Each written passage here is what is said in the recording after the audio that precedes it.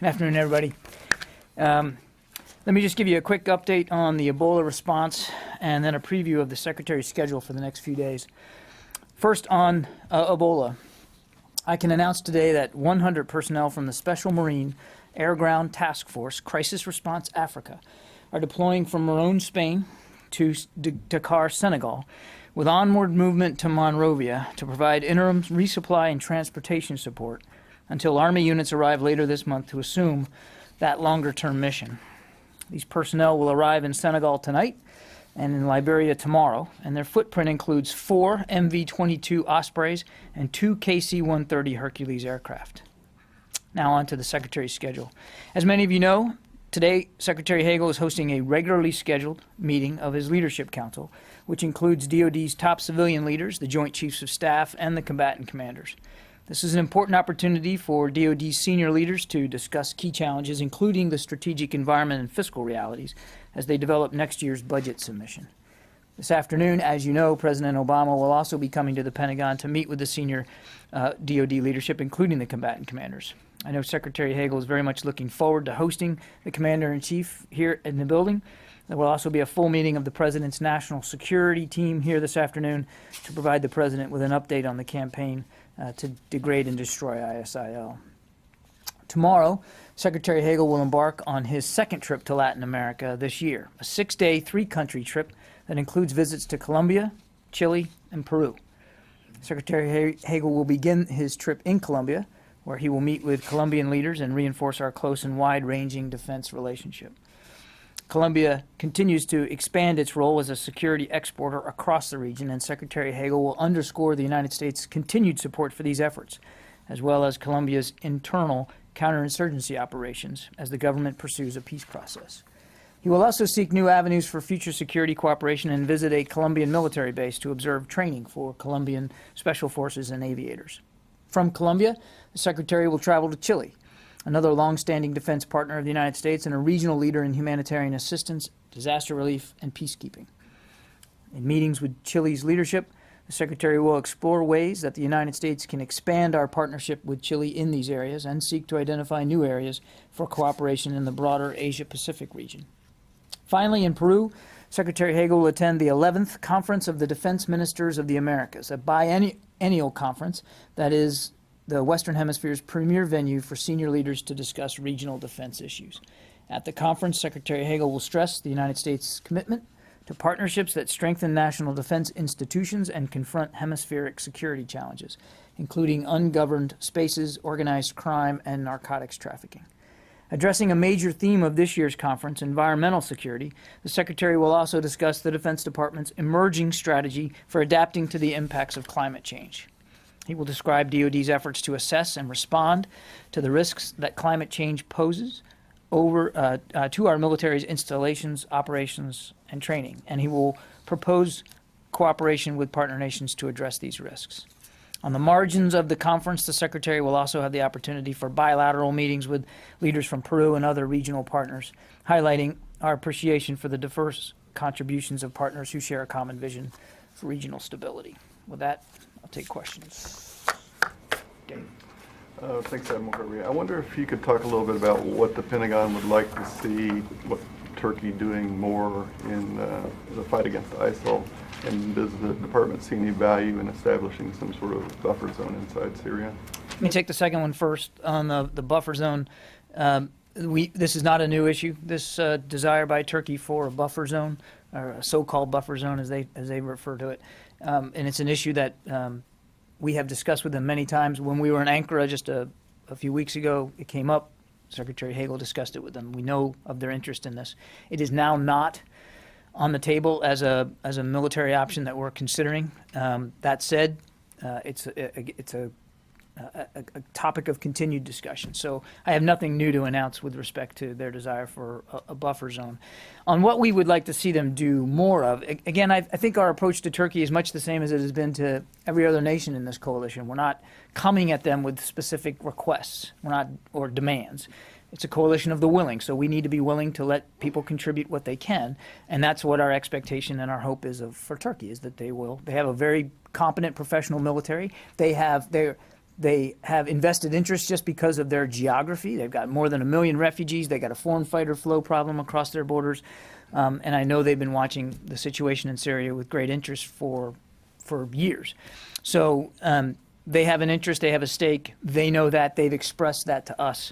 And we are having active consultations and discussions with them about what their participation would look like in form and character and in speed. But we're not making demands of them. We're not coming at them with a specific ask.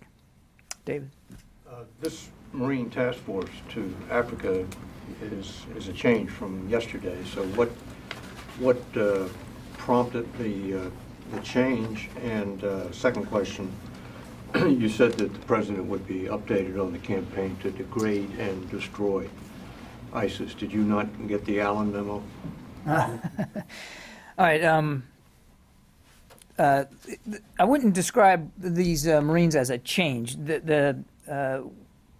As you know, David, there's a process by which these orders are pushed up the chain of command and signed and approved, and the Secretary just signed it, so I'm in now a position to announce it. We just weren't in a position to talk about it yesterday, but now we are. And it's not a change, it's part and parcel of the additions that we've been talking about. And I've been very clear that we'll continue to add resources as necessary. I also... Was it in the 3,900 that you've been talking about all along? It's been included, it's been factored into that 3,900. And as we talked about, this 3,900, and I think General Rodriguez mentioned this is about capacity. So 3,900 is the total number at which we are sort of working within. It doesn't mean that we're ever going to get to 3,900. It's when a combatant commander submits a request for forces, it's based on capabilities that he needs. And then there's a number associated with that to help us resource. Just to reach out and grab a unit and say, okay, you're going to be the one to go if you're going to go. And that's where we are now. So 3,900 is sort of the number that we're working with. It doesn't necessarily mean that all will go. Yes, these Marines were part of the calculus that went into that. So it's not necessarily a change. The other point I'd want to make about the Marines is, and I said this in the opening, is that right now they're being sent as a bridging capability until the 101st can get down there, and we expect that they'll bring some intrinsic air assets with them. So we don't see right now, we don't see this particular deployment of these Marines to be long-term. It's right now considered a temporary solution to just get us some air assets in the region to deal with the austere environment that we're faced by there. On the other question, I would just, the Commander-in-Chief was pretty clear that the mission is to degrade and destroy ISIL, and that's the job that we're undertaking. Let me just add one thing. That all the combatant commanders are here. I assume that includes General Austin. Yes. We have yet to see General Austin in any forum since the campaign began.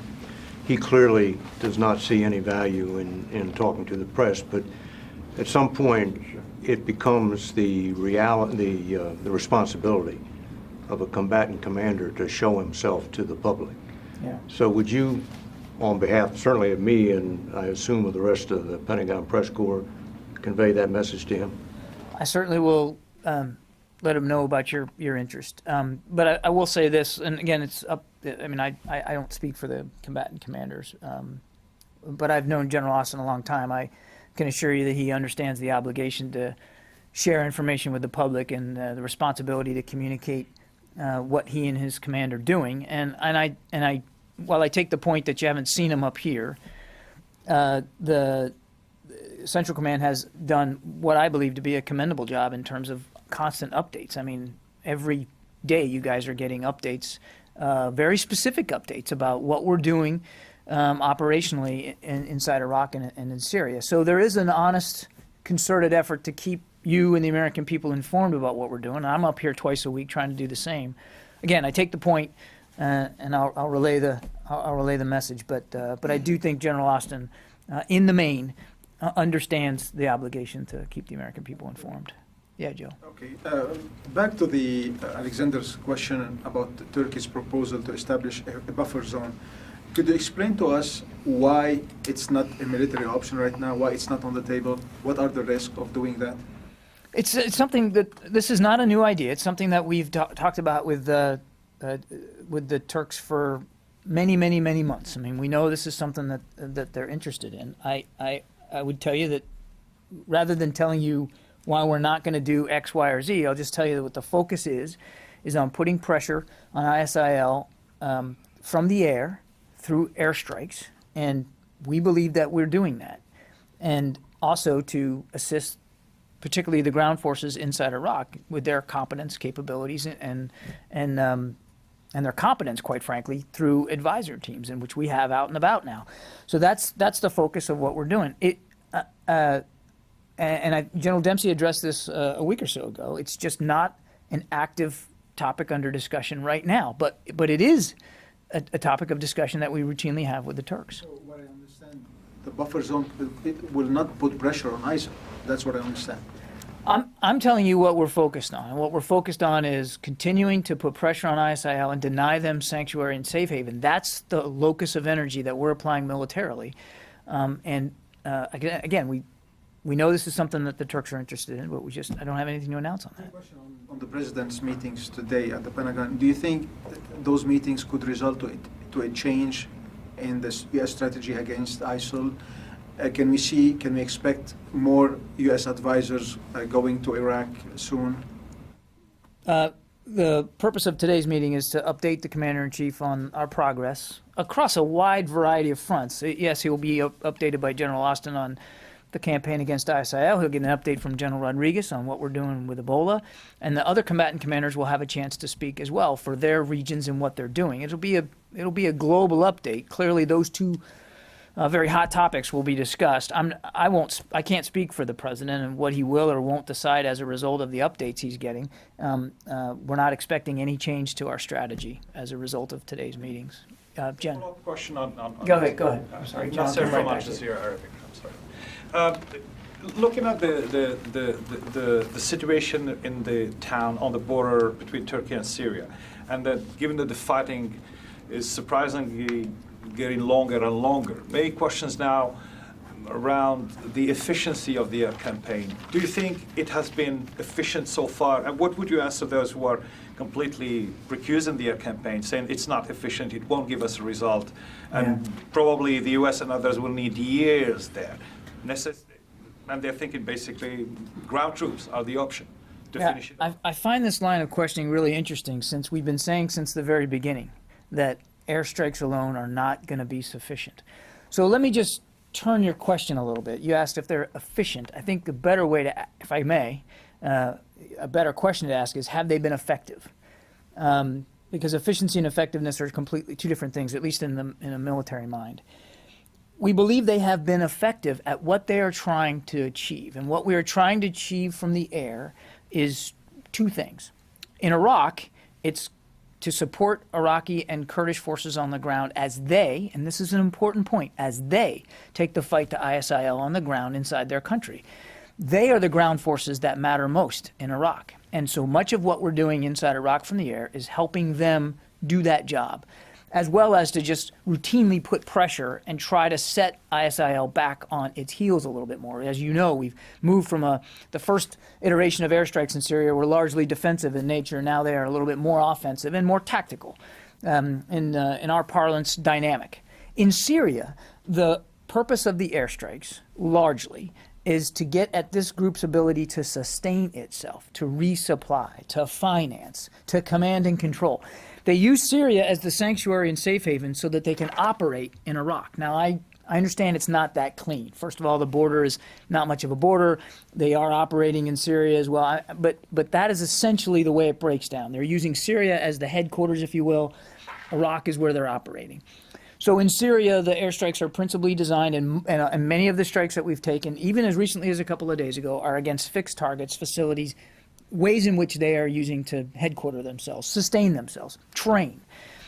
That said, there have been dynamic strikes inside Syria. You saw another 6 overnight just in and around Kobani. So it's not like we've ignored the crisis around this town of Kobani, not at all. And we have hit some dynamic targets, smaller tactical targets there. And we do believe that they have had an effect on ISIL in and around that town. ISIL does not own Kobani right now. There's mixed reporting about whether they've pulled back or whether they're still in. I mean, They own half. yeah, well, that's one estimate. I heard a third as well. I mean, I don't know exactly where they are inside, but we do believe some of them are inside there. But we also know some of them have left, partly because of the pressure that they've been getting from the air. The last point I want to make here, and this is a really important one, is that airstrikes alone are not going to do this, not going to fix this, not going to save the town of Kobani. We know that, and we've been saying that over and over again, and yet we continue to get questions of, well, why aren't you doing more? And how come they aren't more effective? But what we've been very honest about the limits of air power here. The ground forces that matter the most are indigenous ground forces, and we don't have a willing, capable, effective partner on the ground inside Syria right now. It's just a fact. I can't change that. That's why we're so eager to get the training and equip program up and running with our partners. Saudi Arabia now being willing to host the site, and that's going to take some time. And if I could, I know I'm on a little bit of a riff here, but there's another point that I really want to make, and that is time matters here. Time matters. And yes, airstrikes are dramatic. When you drop a bomb from the air, something blows up, somebody gets stopped, and you have a tactical effect. But I think we've forgotten, and I think we need to keep reminding people that this is going to be a long, difficult struggle. It's not going to be solved through military power alone. And as dramatic as airstrikes can be, and as effective on the battlefield as they can be, they're not the solution here. What really has to happen long term, and is good governance in Iraq and good governance in Syria. Options for people so they don't have to turn to the ideology of a group like ISIL. And that's not so there's an element of strategic patience here that I think everybody needs to consider. All of us, all of you, the American people, everybody. By the extent, I would say, or from a military point of view, would you surprised? Are you learning anything new about the capabilities of ISIL? From a military point of view, not politically. I mean, we've been watching this fight in this town, and it's a back and forth real forces. They don't look, at least to any foreign observer, like just a sporadic militia, incompetent and professional. They seem to hold ground facing the Kurdish forces. I wouldn't say we've learned anything new, but I'd say that what we've seen, certainly in Kobani, but also in Iraq. I mean, it's not like everybody's focused on this town in Kobani, and I get that. But there's still a lot of fighting going on inside Iraq. These guys have not given up a whole heck of a lot of ground inside Iraq. But we've said from the outset, what makes them different, and when Secretary Hagel got up and said they're unlike anything we've ever seen, some of that got mischaracterized. What he meant was these aren't like a militia. They aren't like any other terrorist group that we've dealt with. They combine terror tactics with good financing and good resourcing and military-like capabilities. I mean, unlike some terrorist groups, they actually do want to hold ground and infrastructure. They want to control means of production and streams of revenue, in addition to just the brutal, murderous tactics that they employ against innocent people. They have, they call themselves a caliphate. That doesn't mean they are one, but they certainly are acting as if they want that to be the achievement that they earn, is to govern. They want to govern in a very brutal, terrible way, but they want to govern, and so that's what makes them a little bit different. And we're seeing that reinforced as you look at what they're doing in Kobani and look at what they're doing in Iraq. I mean, the basic thesis holds up. So we haven't learned anything new. Certainly, everything they've done and everything we've seen has reinforced our belief about what their goals and objectives are. Jen? Admiral Kirby. So is the Pentagon prepared now to ask the Commander-in-Chief for permission to put ground forces in there? You're describing Kobani as a place where airstrikes are going to be of limited value. You don't have ground troops on the ground, a local indigenous force to work with. Is it time now to ask for permission to use ground forces there? No. And also, would the Pentagon consider the fall of Kobani a strategic loss? I don't know that we're going to characterize the fall of Kobani one way or the other. I think we all understand that that's a possibility, that Kobani could be taken. We recognize that. We're doing everything we can from the air to try to halt the momentum of ISIL against that town, but that air power is not going to be alone enough to save that city. But why is the Pentagon not willing to do more to save Kobani? 6 airstrikes is not enough to stop Well, it's not ISIS. just been 6 airstrikes, Jen. I mean, we were 5 the night before, dozens and dozens. I mean, we're A handful of airstrikes. Why has a decision been taken that you won't do more than just airstrikes to stop the follow-up? It's not about a decision taken not to do more. It's about taking a look at this strategy in total. I mean, everybody's focused on Kobani right now, and I understand that. Kobani not important? I didn't say that it wasn't important. I mean, anytime that let's just take a couple of steps back, because it's not just about Kobani. You're seeing them try to retake or take new territory in Al Anbar province.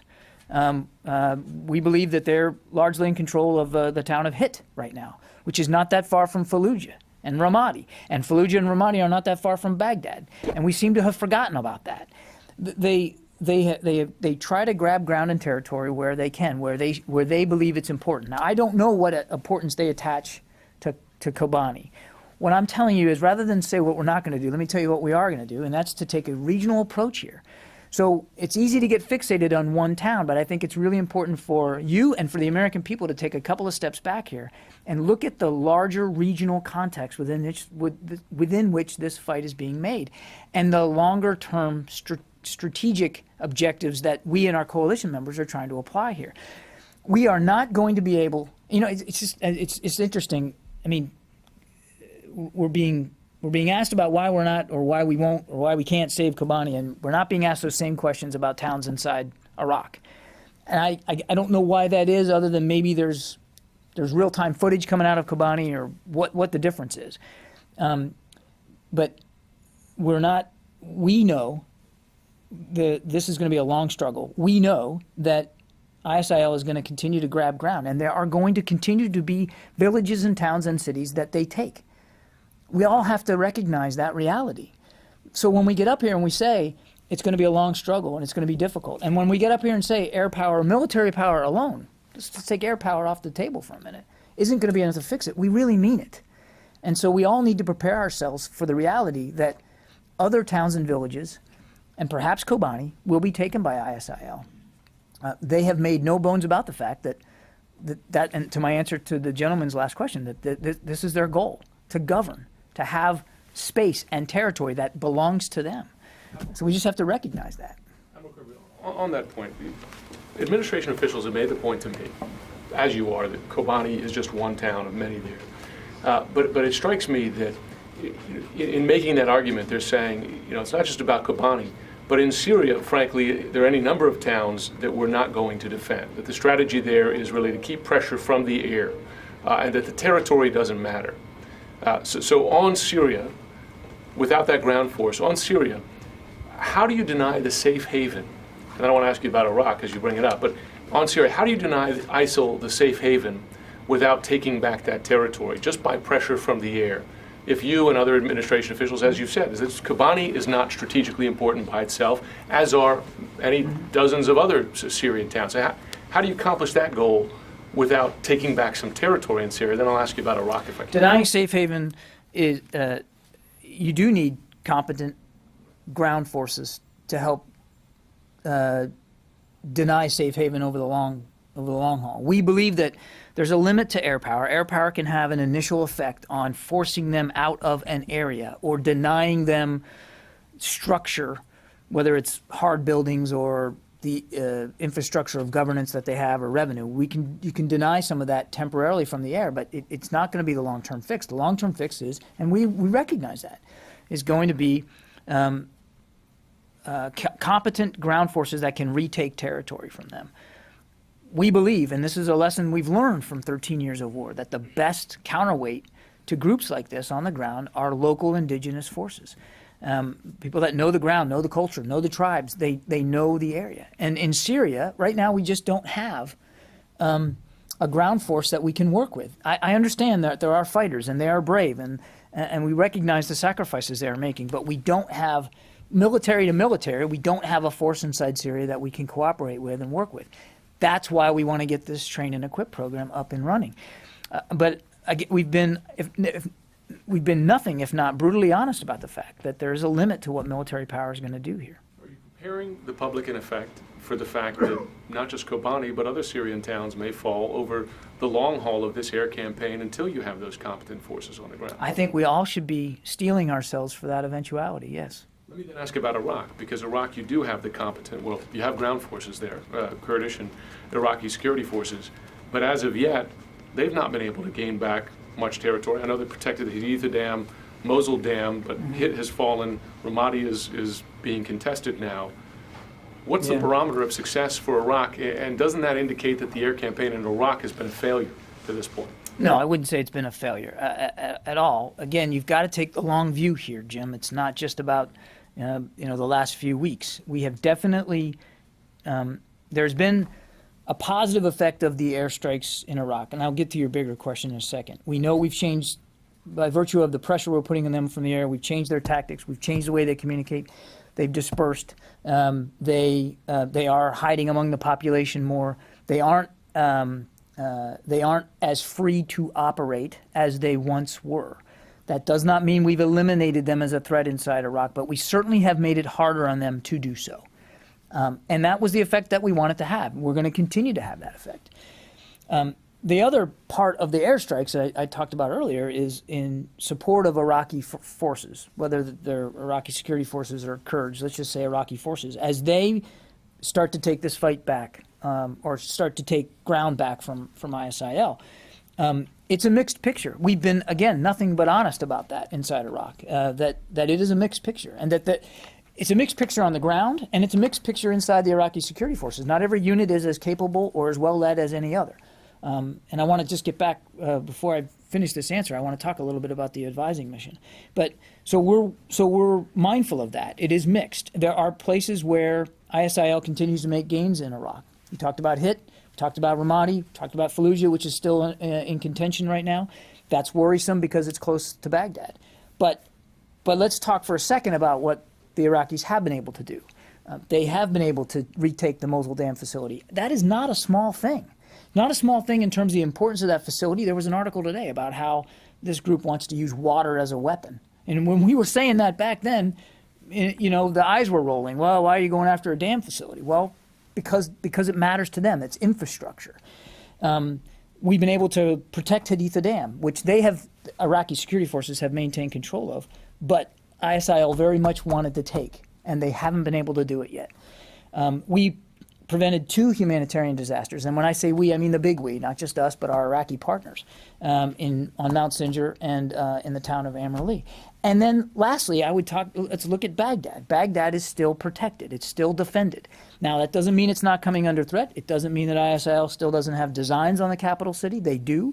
But our airstrikes around the city, particularly to the south and to the southeast of the city, we believe have been effective in blunting ISIL's continued probing on the capital city itself. So, I mean, there's been progress, but I don't want to overstate it either. I'll say it again. This is going to be long. It's going to be difficult. There's going to be setbacks. There's going to be successes. There's going to be failures. 13 years of war have taught us that's the nature of a fight like this. And so we're trying to impart some of our wisdom on the Iraqi security forces as we now ramp up this advise mission. And we have about a dozen or so advising teams right now on the ground. They are at the brigade level or higher. But they are on the ground with these, not on the ground on the battlefield, but they are out and about with headquarters units, advising, assisting, providing vehicles for information sharing and intelligence to help the Iraqi security forces continue to get better. The last thing I'll say on this, and we don't ever talk about future operations, so I want to be careful here, but I will tell you that the Iraqi security forces, they have a plan. They know what needs to be done, and they are developing plans to get after it and do it. But I think back to my point about strategic patience. We're all just going to have to be a little patient here. Carla. Thank you. The New York Times report quoted an official, a U.S. official, that said, essentially our air superiority over the area near Kobani is already a buffer zone. Would you agree with that statement? And as a follow-up to that, I was curious, because we did help with humanitarian efforts at Mount Sinjar and Amerly, are we planning any sort of humanitarian relief for the people in Kobani? I know of no plans for a humanitarian relief mission in Kobani. Many of the residents have already fled, as you know. I don't know that I would characterize the airstrikes that we're doing up near Kobani as a buffer zone. Is it possible that the presence of coalition aircraft and the ordnance being dropped is having the same effect temporarily as what a buffer zone might? Yeah, that's possible, but that's not the intent. And I wouldn't want to mischaracterize the purpose of those strikes. And one quick follow-up. How much is this costing? It's been this week a month since President Obama announced the Syria airstrikes. Do we have an update in the cost for this operation in Iraq and Syria? It's, as of, and I just checked on this recently, it's still ranging between $7 and $10 million a day. That's still an accurate estimate of the cost. Yeah, Eric? John, there have been reports today of barrel bombings conducted by the Assad forces outside of Damascus. Given that this comes at a time when the Allies are carrying out their air campaign, to what extent are you concerned that it only reinforces the impression, at least on the ground, that the U.S.-led coalition is basically supporting Assad as he continues to carry out strikes against his opponents? I understand how some people might characterize it that way. We, of course, don't. Nothing has changed about the desire by this government that Assad has lost all legitimacy and has to go. Nothing has changed about the fact that we continue to believe that he's a big part of the problem here. He is one of the reasons why this group has been able to grow and develop inside his country. The areas in which that they focus on in Syria to the north and to the east are largely ungoverned spaces that he long ago lost any control over. So, I mean, certainly I recognize people may say that, but it is not at all our intent. And there still is no, from a military perspective, there's no communication or coordination with the Assad regime on what we're doing. Tony? One quick Kobani question, then I had a Panetta book question. Can the public expect in the next couple of days that the U.S. and coalition will ratchet up their airstrikes in that region, in that area? In what region? In Kobani? the Kobani area, to almost like 24-hour, around-the-clock strikes? I don't talk about future operations, Tony. I think what the American people can expect is that we will continue to put pressure on ISIL from the air, using coalition air power as needed, where and when needed, but I won't talk about specifics. Panetta's book is getting a lot of buzz for many reasons. You were one of his spokesmen. Were you surprised when the excerpts started coming out about his views on Iraq and the vacuum we left in Iraq that potentially led to ISIL? You were in on a lot of those meetings. Did he say a lot of that privately that he's now saying in Find My Book tour now, or are you surprised at what he's been saying? One of the things that makes for longevity as a spokesman is knowing when not to speak. I'm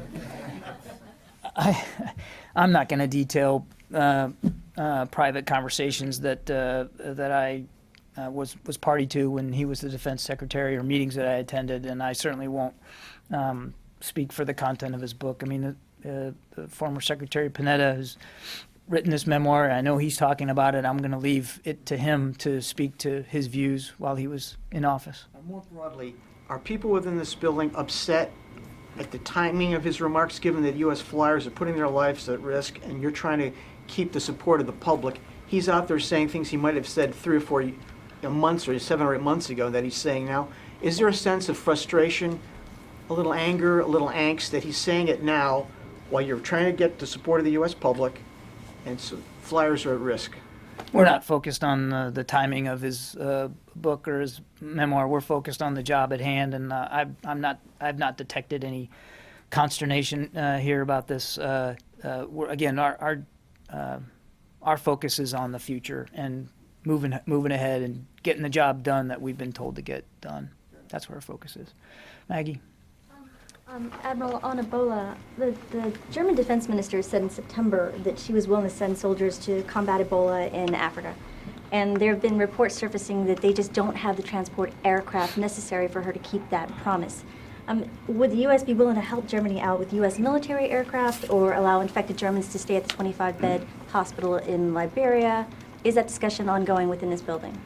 I'm not aware of any specific discussions with our German allies on this particular issue, but let me just talk about it just broadly for a second. The aircraft I just announced today will be designed and purposed to help facilitate the transportation of supplies and our own troops to and from Senegal, which is where the air hub is, in and out of Monrovia and to some of the more remote areas. One of the great things about the Osprey is it can go where lots of other aircraft can't go. And one of the challenges that we're having is some of the sites at which we are trying to set up these emergency treatment units are in pretty remote locations where there are not only no roads, but there's no other way to get to them sometimes than either on foot or, in this case, from the air. So they're going to prove helpful in that regard. But they're largely designed to move our people and our supplies. That doesn't mean that once they're down there, they're become an asset of the Joint Force Commander, and I won't speak for him on how he may, in fact, use them or what other passengers he may allow to use them. I just don't know. But I'm not aware of any active discussions with the Germans over airlift assist.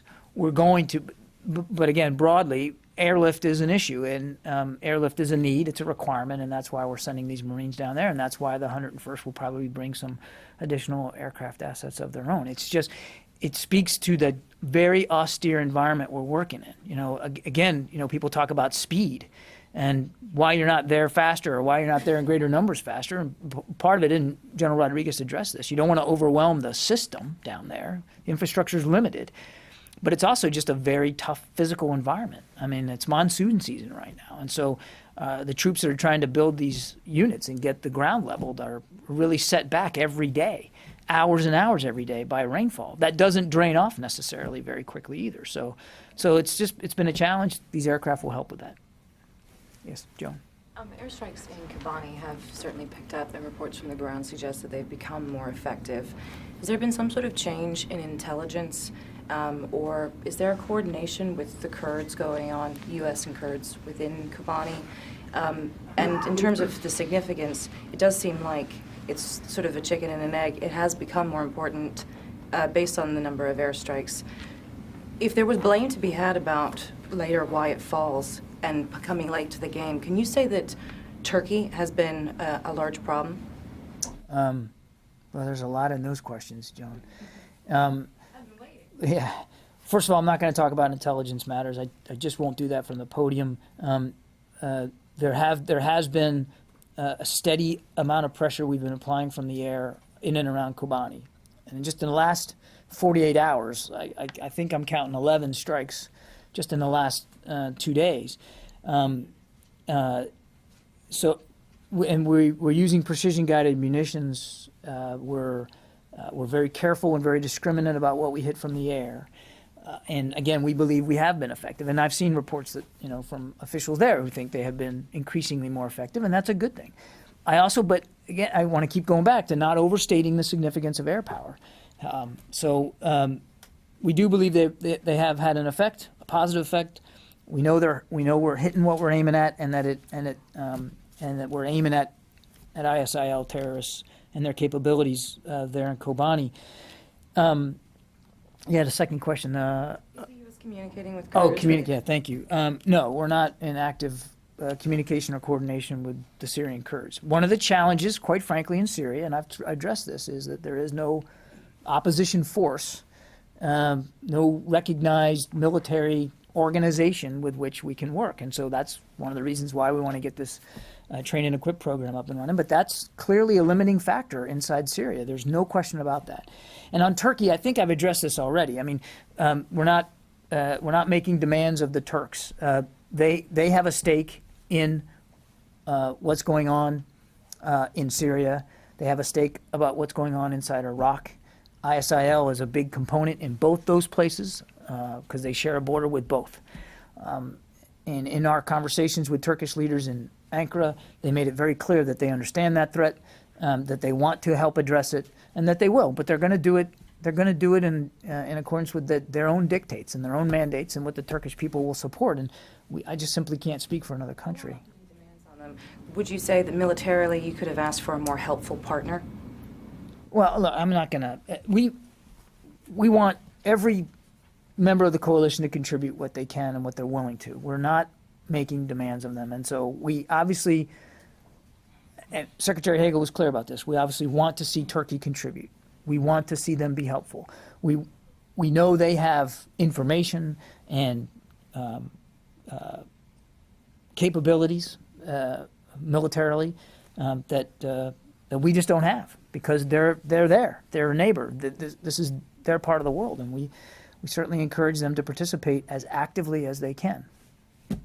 Yeah, Phil. Admiral, just two quick follow-ups on points that you've hit today. First, you said earlier the areas in northern Syria where American aircraft are operating are basically ungoverned spaces, or Assad has lost control of them. Yeah. Does that mean that the American aircraft operating there are basically free to operate safe from Syrian air defenses, or that Assad has basically switched those systems off there and he could turn them back on if he wanted to, if he decided to threaten the aircraft? Well, I won't get into a hypothetical, Phil, but what I can tell you is that we have not been, in our air missions there in the north and to the east, we have not been threatened by Syrian air defense systems, that their posture has remained what I would call passive.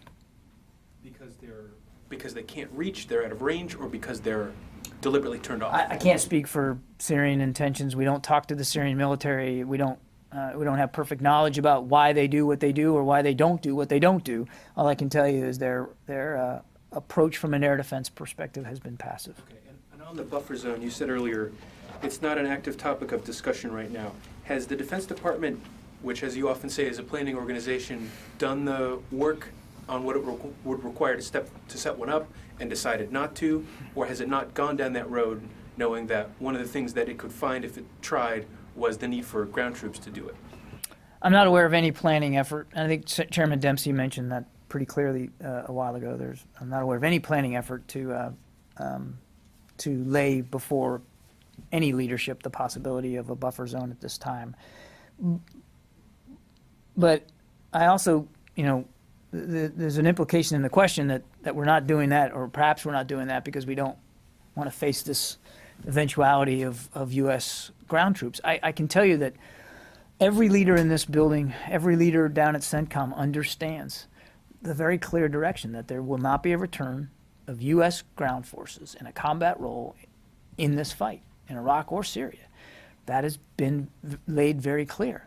And I would also want to revisit the truism that we also believe after 13 years of war that we know, the best ground forces for this kind of threat are indigenous ground forces. That's where the focus and the energy really needs to be right now, and on helping the Iraqi security forces, which is why we have those advising teams out there, and in trying to get a moderate opposition trained and equipped. Does having the prohibition against ground troops up front mean that it's not even worth pursuing a buffer zone because it would be less effective? I'm not aware of any linkage between the prohibition on using any U.S. ground forces and the execution of a buffer zone. Largely the way, as I understand it, largely the way the buffer zone has been communicated and talked about is in the context of air power. Yeah.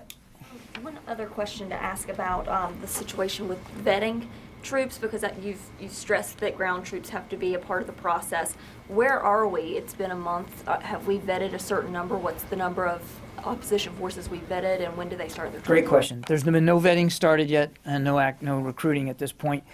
We are in the very early stages right now of trying to develop the procedures and protocols within which we would do that.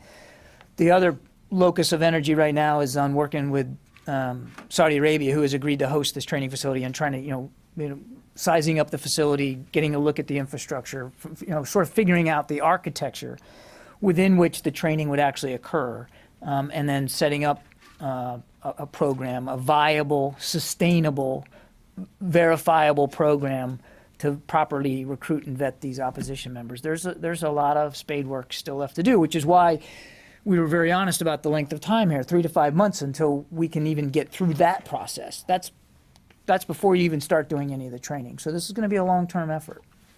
Yeah, I already got you. Yeah, Andrew? Admiral, you mentioned on the Advise and Assist mission that U.S. advisors are out with about a dozen Iraqi units. I think that General Dempsey indicated earlier. Headquarters levels. Headquarters levels. I don't want to. The word unit can be misconstrued. General Dempsey said there was about 50 of those total, and about 26 they'd identified as being units they could work with. 24 maybe they hadn't. Yeah. You're saying about a dozen now have advisors. Is that it for now, for the foreseeable future? Are they going to continue to expand into up towards the number? I mean, how extensive is the advise and assist mission going to go? How many units? The focus right now is on these 12 teams or so. I think the total number of teams was going to get up to 15 to 17, and I can check on that to see where we are. But right now, I know we have 12 out there now. The eventual goal is, I think, between 15 and 17, and I've seen nothing to indicate that it's going to go up beyond that. But it's a dynamic situation, and I don't think we would remove the possibility of additional teams if we felt that was necessary. But right now, I think everybody's satisfied that the number that we're dealing with now is about right. Is that because of concerns about the remaining 35 or so, because they're not properly led? No, as a matter of fact, I mean, one of the things you want to do in this advisory mission is you want to work with units that may need the help. I mean, there are going to be some units that, frankly, we don't. There are headquarters elements, brigade staffs that perhaps don't need the help. I mean, we want to put the advising teams in those units that we think we can have the best effect with and on. So I'd really point you to CENTCOM for sort of how they're breaking that down. I don't have that level of detail today. But the whole purpose of this mission is to help them get better and to sustain their capabilities in the field. And so you should expect that some of the headquarters staffs that we'll be putting these teams with are headquarters staff that frankly need the help. I'll take the one last question. Tony? Some quick housekeeping. Foreign Policy magazine today disclosed that General Dempsey next week is going to host the military chiefs of up to 20 countries in the region for a talk on defeating ISIL, crafting a ground force. Can you confirm that and a little bit of what the agenda is of the meeting? I don't have much on that, Tony. I would refer you to the chairman's public affairs staff. I mean, they're better suited to speak for the chairman and what he's doing. I know he's getting the chiefs of defense together from some of these coalition nations to talk about the effort and what can be done to improve all of our unity of effort and collective effectiveness, but I don't have an agenda for you. I just don't have more detail on it than that. You just don't have the details. I don't have the details, but yes, he will be hosting this meeting. But I'd refer you to the Joint Staff Public Affairs Office for more detail on it. Yep. Go ahead. So you said, sir, just reading this discussion here, that 13 years, many lessons. What are the lessons of the Middle East from a Pentagon point of view?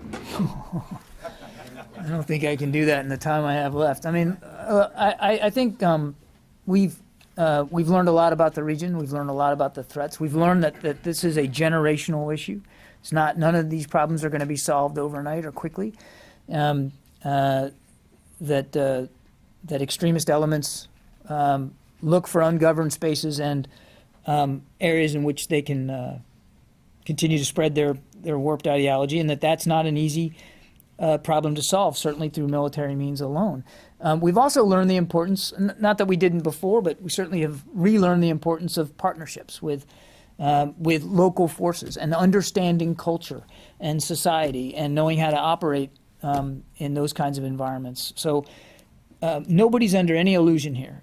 Even as we focus on the Asia-Pacific region, and we've got issues in Europe, which interestingly now have been pushed off the front page, but yet are still there.